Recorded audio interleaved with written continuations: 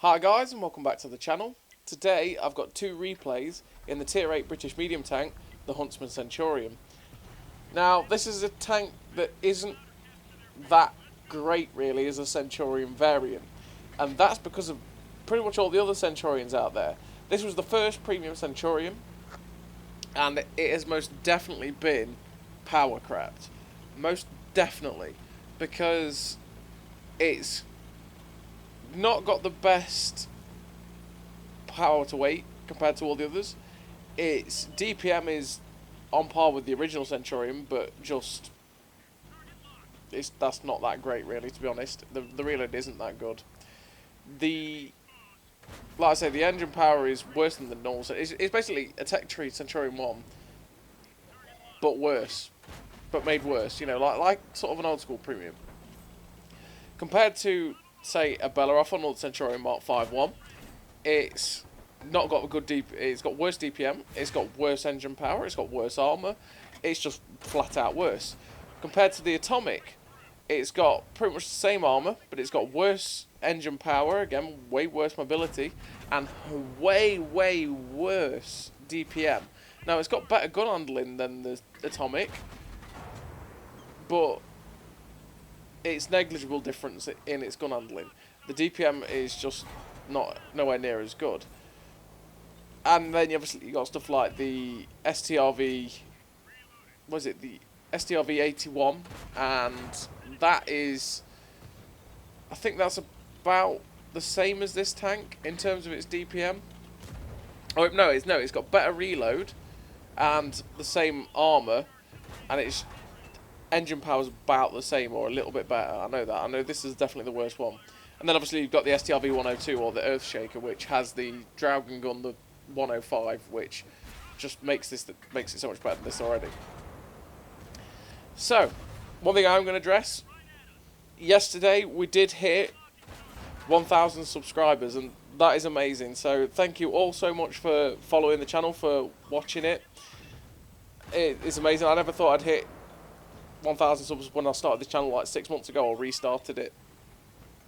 And like I say, I can't thank you all enough. That's absolutely amazing.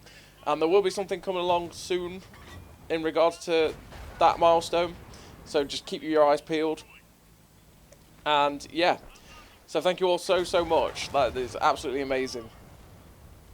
So the Huntsman, we are on El Haluf. No, we're not. We're on Sand River, one of my favourite maps. And we've taken up the key position here at G45, which I say is key. It does depend on team layout, right? Because if none of your team take up positions that can shoot into this position, it's not really key, because you can get screwed over. But it's a position I like to take because you get nice shots like you've seen earlier on, that people going down the 8 line, and you can fight like this position we're here to keep shooting these guys that are in the middle and just be an annoyance. Now somehow he pens me, tracks me, and breaks my turret.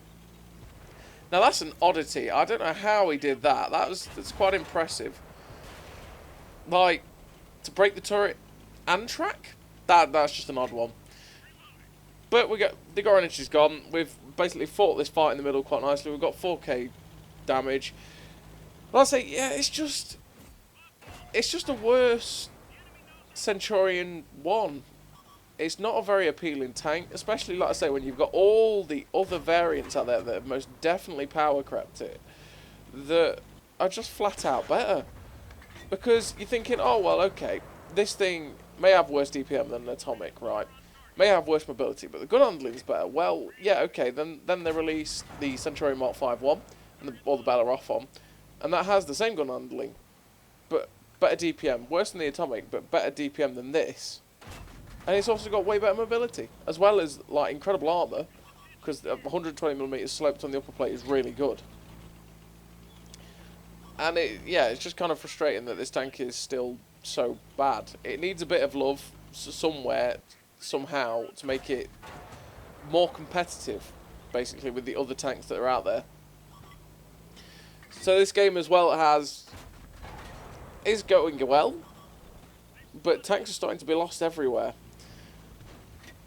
And we need to go try and help the base if we don't flip our tank again. Absolutely fabulous driving. It's what you all come here for. And I was like, okay, this M46 pattern career is quite healthy. I'll go for him. Oh. Oh, he's dead. He just got absolutely eviscerated. Okay. Right, so where's the next tank? Well, we're going to go up on this ridgeline here in the hopes of getting another shot somewhere. Because if we're at F5, 6, then we've got nice shots across pretty much the whole map. If they're still in base, we might have shots. If they've decided to push like D9, then we're going to have shots. And yeah, it's the T-32 that is down here at F7. And we're like, please guys, don't kill it. I just want one more shot of damage. That's all I want. And unfortunately, he is getting absolutely wrecked. He does get wrecked, but there's a TD down here. Like I say, if we're at this position, we get pretty much shots everywhere. And we're hoping this Slayer will back up to a position where we can shoot it. He pulls out. We're like, okay, miss anyway. And just wait for him to get spotted up so that we can hopefully shut him down and get one more shot of damage, because that's all we want. And there he is. Oh, he's just pulled back as well. We're not going to get another shot at him. It pretty much looks like it's all she wrote, folks, for this game, for this tank on this map. And yeah, the Slayer gets shut down by the WC-121 GFT. Yeah, it's just mediocre, to be honest, and it's probably worse than mediocre. So we finished that game with a high caliber ace tanker, 4.2k damage, 1794 base, 30 shots fired, 21 hits, 20 pens, which isn't the best for this gun, really, considering it's got 0.33 accuracy. But hey ho. So we're on to the next game now. We're on Berlin, which isn't quite the best map in the universe for this Huntsman. I mean, obviously you've got the fields out to the 1-2, which you can fight in, you can be hulled down and stuff, but it does depend on where the team goes, because obviously if you've got a pretty heavy orientated team, they will go down the 9-0, and it's not an area you really want to be fighting in the Centurion, because you've not got the hull armour for it, and it's quite easy for people to just keep poking around, get shots and stuff like that, and just wreck your day really horribly. So we're going to go out to the field and just use that. I mean, they've only got 3 heavies, so it's quite... Well, I'm probably thinking right now it's quite likely that they're going to be out here in the field, because there's not many heavies that will be brawling down the 9-0. And we've only brought the light tanks and a medium tank, so it's, you know, being a bit more careful, especially when I tried to pull out and got detected as well. Made me hesitate a little bit, but usually by now they have kind of YOLO'd in, so I'm like, okay, you know what, I'm going to push out, use this little position here to get hull down and shoot this T-28 Proto. Aiming for his tracks, we track him. I think we track him anyway. Can't quite tell through the bushes. Yeah, you can just see on the outline of his tank that his tracks are down. And we are perma-tracking him now, I think. Yeah, we are. Yeah, we're perma-tracking him, so he's screwed unless he repairs. I was kind of anticipating him dying there, so I started to move, but we shut him down. Because the light tanks were shooting at him, I was thinking, oh, he's going to die, I'll be fine. And then he didn't. So we had to finish him off. But now we're pushing forward because there's clearly nothing here. The light tank is bugging out or YOLOing, one of the two. Pop a nice shot into him. The Lycan's still over there. Like I said, there's not much here, so we know we can be aggressive. We know we can sort of, because this is an aggressive position that I'd probably normally get absolutely pooped on for. There's a poor shot on that Lycan, absolutely no lead on it, and the shell whizzed past him. We're going to try and shoot him again. He crashes into scenery, for which we then shoot the scenery, because, yeah, why not? Absolutely fluffing shots on this guy, but we get a nice shot to track him again. Oh, he must have been mad. He was like, oh, I'll repair that track. Oh, I'm retracked again. Damn. Snakebite crew working its magic there, straight into the STG. Nice shot into him, and then there's just this Trailblazer over here that I'm really like, I kind of want to ram you. I want to ram you. I want to ram. Oh, yeah. And actually that was quite anticlimactic. But we're firing HE now because, you know, it's a really lightly armoured light tank and we know we can pen it. And we rolled for 300 odd with it, which is nice. Because you always want to get that little advantage, especially when you've only got like 230 alpha. You want to try and do as much as you can, possibly. So we get a nice tracking shot on this STG. We're going to try again to track him. We do track him again, which is nice.